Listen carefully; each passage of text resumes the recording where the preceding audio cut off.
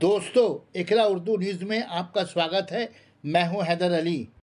कलकत्ता खिलाफत कमेटी के ज़रिए एहतमाम बोर्डिंग क्लब तोपसिया में 2024 के हज्जाज इकराम के लिए इस्तकबालिया का एहतमाम किया गया। इस मौके पर 2024 हज बैतुल्लाह में बंगाल के हज्जाज की परेशानियां और दुश्वारियों पर एक हज सेमिनार का इनेकाद भी किया गया, जिसमें 400 हज्जाज इकराम को इस्तकबालिया दिया गया। सदर खिलाफत कमेटी मेहमान खुसूसी जावेद अहमद खान वज़ीर मौजूद रहे। उनके हमरा त्रिमुल माइनॉरिटी कमीशन के चेयरमैन इमरान हसन और बहुत सारे उलमा हज़रात तशरीफ़ फरमा रहे। हज्जाज ने हज के एहतमाम पर रोशनी डाली। मोहम्मद इसाक खान ने खिलाफत कमेटी की कारकर्दगी तवारीख़ी झलकियाँ बयान की। सेमिनार को कामयाब बनाने में सेक्रेटरी नासिर अहमद और खिलाफत कमेटी के मेंबरान पेश रहे। सारी शानी शौकत आपने छोड़ लिया, अब दो कपड़े मिल जाए, कफन का कपड़ा आपने पहना है, आपके साथ कुछ नहीं है। फिर उसके बाद दिल की गहराई के साथ अब ज़बान से इकरार कीजिए, लब्बैक अल्लाहुम्मा लब्बैक कहकर, या अल्लाहुम्मा लब्बैक हज्जा कहकर, या अल्लाहुम्मा लब्बैक उम्रा कहकर अब नियत कर लेते हैं कि नहीं, हज उम्रा की तरह से मैं हाजिर हो रहा हूं। अपनी नियत कर ली ना, जहन लेकर मिजाज लेकर जाइएगा, कोई शिकायत नहीं है। और अगर ये सोचेगा पैसा आपने खर्च किया है, हमें शिकायत करने का हक है, अरे भाइयों तो शिकायत करते ही रह जाएंगे, शायद आपको हज का कोई फायदा नजर नहीं आएगा। इसलिए तो हदीस में आपके सामने है कि जिस तरह हज से वापसी पर इंसान उसी तरह हो जाता जिस तरह माँ के पेट से भी बच्चा जन्म लिया है, जिसके जिस्म पर गुनाह का किसी किस्म का धाक धब्बा नहीं, गुनाह का किसी किस्म का धाक धब्बा नहीं। अब चाहते हैं तो हज का इंटरव्यू नशर किया था, उसमें आखिर में हमसे कहा कि हुज्जाज किराम को पैगाम देना चाहते हैं। हमने कहा मेरे एक पैगाम है और सिर्फ एक पैगाम है, सारे काम तो करते रहते हैं। यहाँ से वापसी पर लोग बहुत सारा सामान लेके आते हैं, अगर जायज चीजें तो ले आना मना नहीं है, लेकिन मेरी गुजारिश यह है कि 4 चीजें वहां से जरूर लेके आइएगा। 2 चीजें आपकी मादी होगी और 2 चीजें रूहानी होगी। 2 मादी चीजों में से एक मादी चीज आपको मक्का मिलेगी, एक मदीना मिलेगी। 2 रूहानी चीजों में से एक चीज आपको मक्का, जमजम और खजूर। मक्का से जमजम लीजिए और मदीना से खजूर लीजिए। मक्का से जमजम लीजिए और मदीना से खजूर लीजिए, बस हो गया। তার মধ্যে আনন্দ বিষয় তারা শুনতে চেয়েছে, আমার কিছু প্রস্তাব আমি তাদের কাছে রাখব। দেখুন, এখানে যারা আছেন তারা সবাই ধনী, মানে হজ করতে হজ যখন করেছেন, খরচ যখন আপনাদের হয়েছে ধনী, পয়সা সকলেরই আছে, হজও করেছেন, আমিও করেছি। হজ কেন করেছি, হজ করার পর আমাকে কি করতে হবে আমরা বোধহয় অনেকেই জানি। হাজি আমাদের সম্পদ।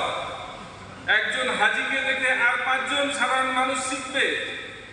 হাজির আচার আচরণ সবকিছু দেখে আর 5 জন মানুষ প্রভাবিত হবে। কিন্তু আমরা হজ করে এসে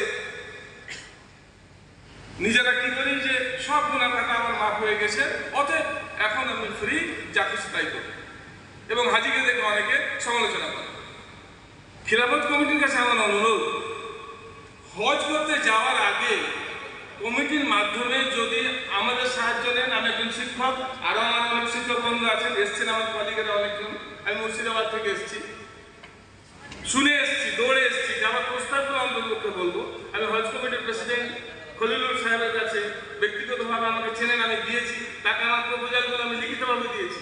হজ কমিটির এটা আপনারা বলবেন। নাকুল সাহেব আমাকে ছিলেন, তো হজ সংক্রান্ত কিছু সমস্যা হয়েছিল যাওয়ার ব্যাপারে আমাদের, সেগুলোর ব্যাপারে ওনাকে প্রচুর সহযোগিতা আমি করেছিলাম। সমস্যা আসবে কোনো কাজের জন্য, কি করতে হবে, কি প্রস্তাব, আমার প্রধান প্রস্তাবটা দিই।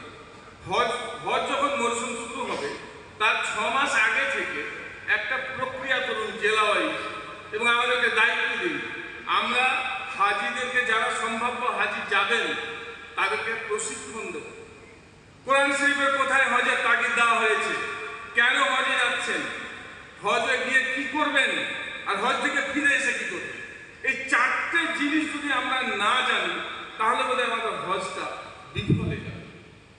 আপনি শিশুর মতন পবিত্র হয়ে এসে আবার গায়ে কাদা লাগিয়ে দিলেন, তাহলে আপনার হজটা কোথায় গেল। নাসির সাহেব একটা খুব দামি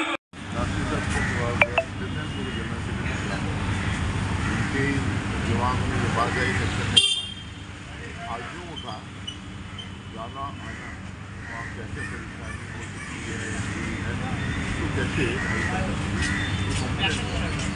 सुझाव तो हमने कुछ यहाँ से बंद होके फिर जाके दिल्ली गवर्नमेंट और हमारी गवर्नमेंट हर साल एक ही तरह के मसाइल आते हैं, हर साल एक ही तरह के जो वो क्या बोलते हैं उम्मीदें जो दी जाती हैं कि आइंदा साल नहीं होगा, बेहतर होगा, लेकिन मामला वहीं के वहीं रहते हैं।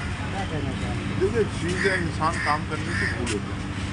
इतने बड़े तादाद में सारी दुनिया के लोग यहाँ जाते हैं वगैरह में, वो लोग इसको किस तरीके से मैनेज करते हैं हम लोग नहीं जानते। तो छोटा क्या नाम है नमाज होता है उसमें अपना तब भी मच जाता है 8-10 हज़ार आदमी 4,000 आदमी को लेकर, तो वहाँ आप परेशान हो।